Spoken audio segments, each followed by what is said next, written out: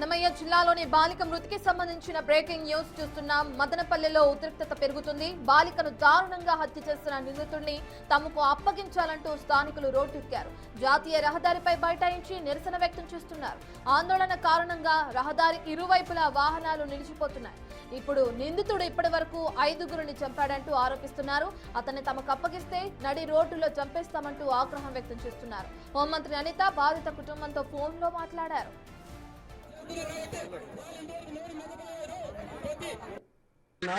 నిన్న సాయంకాలము 4 గంటల నుంచి పాప కనిపించలేదు మేడం. రాత్రి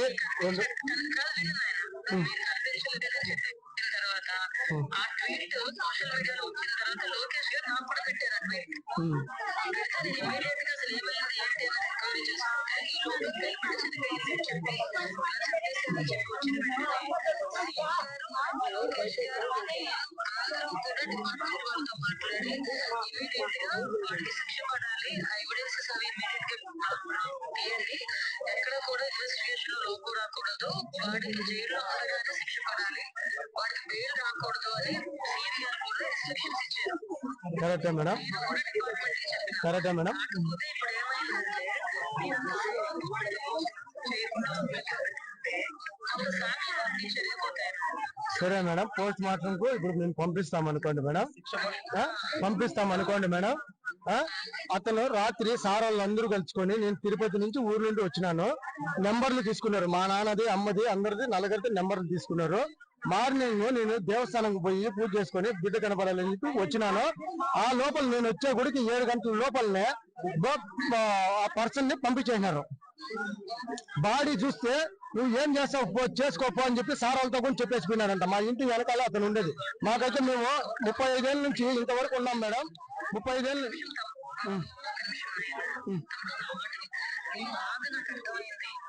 విషయం ఏంటంటే అక్కడ ఏం జరిగిందో ఒక్కొక్కరు విషయం చెప్పారు. కాకపోతే ఇప్పుడు మీకు యాక్ట్ జరగాలంటే ఎవిడెన్స్ కావాలో వద్దో చెప్పప్పుడు కావాలి మేడం, కావాలి. ఎవిడెన్స్ కావాలంటే ఆ బిడ్డకి పోస్ట్ మార్టం చేయాలయ్యా. ఎంత బాగా నాకు అర్థం అవుతుంది. కరెక్టే మేడం. ఒకసారి అతను ఎక్కడ మేడం, అతను తీసుకొని పోయినారు కదా. బయటకు తీసుకురాకుండా శిక్ష పడేట్టు చేస్తాము. సరే మేడం, సరే మేడం, మీరు చెప్పండి. అతన్ని ఒక వీడియో చూపించమని అడిగినాం మేడం. నార్మల్ కాల్, ఇది వాట్సాప్ కాల్. ఎలా నమ్ముతాం ఇది? మా బ్రదర్ మేడం, మా బ్రదరు మేడం. ఏం లేదు. సరే మేడం, వద్దులేను. అందరూ తెలిసి నాకు ఏదో చేయాలని కోరుకుంటున్నాను.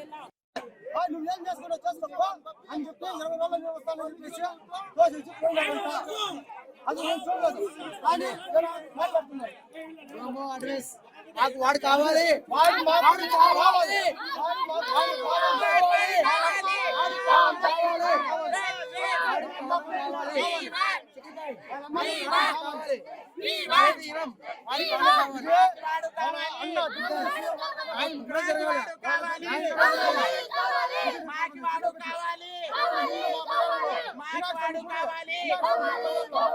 ఇన్ని నాళ్ళ నుంచి రేపు ప్లేసులు అవుతాయి.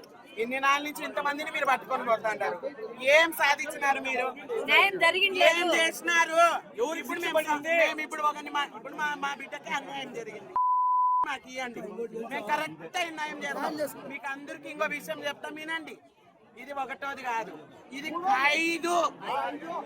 5 ఇంతమందిని ఎంతమందిని చంపిన వాడు పెద్ద సైకో. వాడిని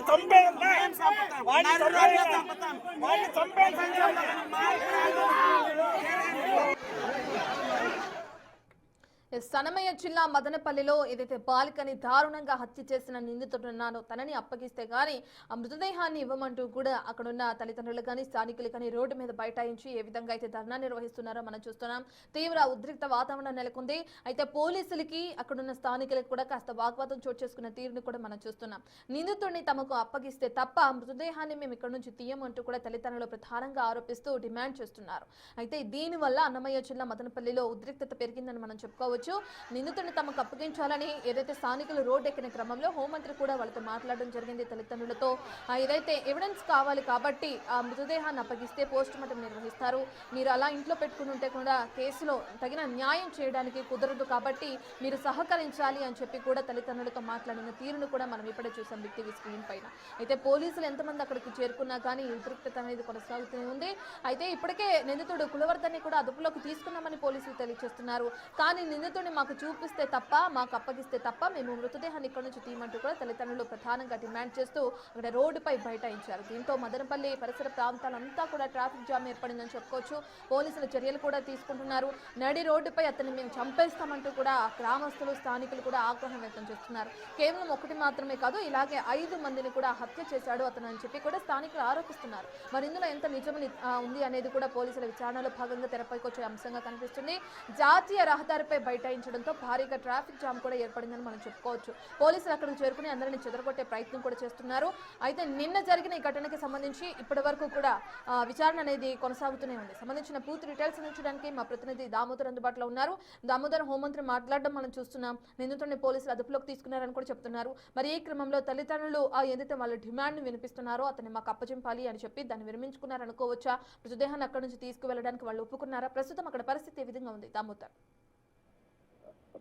నిన్న సాయంత్రం అమ్మాయి మిస్సింగ్ అయిన తర్వాత జరిగిన పరిణామాల నేపథ్యంలో నిన్నంతా పోలీసులు గాలింపు చేపట్టారు. తర్వాత సీసీ ఫుటేజ్ ను పరిశీలిస్తే ఆ అమ్మాయిని పక్కింటి యువకుడు, ఎదురింట్లో ఉన్న యువకుడు కులవర్ధన్ తీసుకెళ్లాడని గుర్తించారు. ఆ నేపథ్యంలో అతని ఇంట్లోకి అతని కోసం గాలించగా అతని ఇంట్లోనే అతను ఉండడంతో అతన్ని అదుపులోకి తీసుకున్న తర్వాత ఆ అమ్మాయిని చంపి, ఏదైతే రిషికాను చంపి ప్లాస్టిక్ డ్రమ్ములో పెట్టినట్లు గుర్తించిన తర్వాత పోలీసులు అతన్ని అదుపులోకి తీసుకుని విచారిస్తున్నారు. అయితే మృతదేహాన్ని క్లూస్ టీమ్స్ వచ్చిన తర్వాత తీసుకెళ్లాలని భావించిన పోలీసులకు ఆ తర్వాత స్థానికుల నుంచి అక్కడ ఉన్న చేనేత కార్మికులు, ఇతర ప్రజా సంఘాలు పెద్ద ఎత్తున ఆందోళనకు దిగడంతో ఉదయం నుంచి మృతదేహాన్ని బయటికి తీసుకెళ్లడానికి చాలా ఇబ్బందులు ఎదుర్కొంటున్న పరిస్థితి. మరోవైపు ఏదైతే ఇటు స్థానికంగా ఉన్న తెలుగుదేశం పార్టీ నాయకుడు చిన్నబాబు వారి కుటుంబ సభ్యులను పరామర్శించాడు. అదేవిధంగా ఈ సందర్భంగా హోంమంత్రి అనితతో కూడా మాట్లాడించారు. అయితే కుటుంబ సభ్యులు ఒకే డిమాండ్ చేస్తున్నారు, ఖచ్చితంగా అతన్ని తమకు అప్పగించేంత వరకు